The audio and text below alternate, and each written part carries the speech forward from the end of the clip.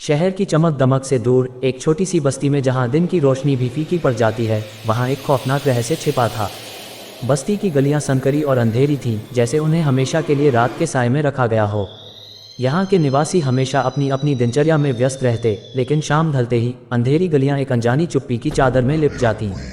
संतोष, जो एक युवा पत्रकार था, इस बस्ती में आए अनहोनी घटनाओं की खबरें सुन चुका था। वह हमेशा रहस्यों और सनसनीखेज कहानियों की खोज में रहता। एक दिन उसने तय किया कि वह इस बस्ती का गहराई से अध्ययन करेगा और उस रहस्य को उजागर करेगा जो यहाँ के लोगों को सता रहा था। संतोष ने बस्ती में प्रवेश किया। जैसे ही वह अंधेरी गलियों में कदम रखा, हवा में ठंडक और एक अजीब सा सन्नाटा था। उसकी आंखें इन संकरी गलियों में छिपे अंधकार को भेदने की कोशिश कर रही थीं। उसने अपनी कैमरा और नोटबुक तैयार की और चलते चलते एक पुरानी हवेली की ओर बढ़ा, जिसे बस्ती के लोग भूतिया हवेली के नाम से जानते थे। हवेली के सामने पहुंचकर संतोष ने देखा कि वहां की दीवारें समय की मार झेलती नजर आ रही थीं। दरवाज़ा जोर से खड़का, लेकिन कोई प्रतिक्रिया नहीं हुई। उसने धीरे से दरवाज़ा खोला और अंदर घुसा। हवेली का अंदरूनी हिस्सा भी बाहर की तरह ही था, धूल और मकड़ी के जाले से ढका हुआ। संतोष ने अपने कैमरा से हवेली की तस्वीरें लेना शुरू किया और नोटबुक में यहाँ के बारे में नोट्स लिखे। अचानक एक गहरी आवाज़ ने उसे चौंका दिया। वह आवाज़ किसी के रोने की थी, लेकिन वहाँ कोई नज़र नहीं आया। उसकी धड़कनें तेज हो गईं, लेकिन उसने अपनी हिम्मत बनाए रखी और आवाज़ की दिशा में बढ़ने लगा। आवाज़ उसे हवेली के सबसे अंधेरे कमरे की ओर ले गई। कमरे का दरवाज़ा थोड़ा खुला था और अंदर से एक हल्की रोशनी आ रही थी। जैसे ही वह अंदर गया, उसने देखा कि कमरे की दीवारों पर पुरानी तस्वीरें लगी थीं। ये तस्वीरें बस्ती के पुराने निवासियों की थीं, जिनमें से कुछ की आंखें अजीब तरह से सूजी हुई थीं। तस्वीरें देखकर विकास का मन आशंका से भर गया। फिर उसने देखा कि एक पुराना घड़ी का महल कमरे के एक कोने में पड़ा था। घड़ी की सुइयां थम गई थीं और इसके नीचे एक पुराना कागज़ रखा हुआ था। विकास ने कागज़ को खोला और पढ़ना शुरू किया। कागज़ पर लिखा था, जब चांद की रोशनी हवेली पर पड़ती है तो अंधेरे गलियों में गूंजती है एक दर्दनाक कहानी।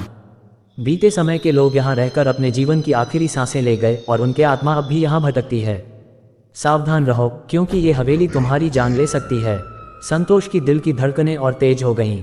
उसने महसूस किया कि हवेली में कुछ गड़बड़ है, लेकिन उसे अभी तक पूरी तरह से समझ नहीं आया था। तभी अचानक कमरे की लाइटें झपकने लगी और एक ठंडी हवा ने उसके शरीर को ठिठुराया। उसने अपनी कैमरा को ऑन किया और हर चीज़ को रिकॉर्ड करने लगा। रात होते ही हवेली की बाहरी ओर एक अजीब तरह का कोलाहल सुनाई देने लगा। विकास ने देखा कि हवेली के चारों ओर एक धुंध सी छा गई है।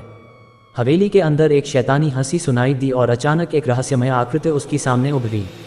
यह आकृति एक पुरानी महिला की थी, जिसका चेहरा बहुत ही डरावना और आत्मा से भरा हुआ था।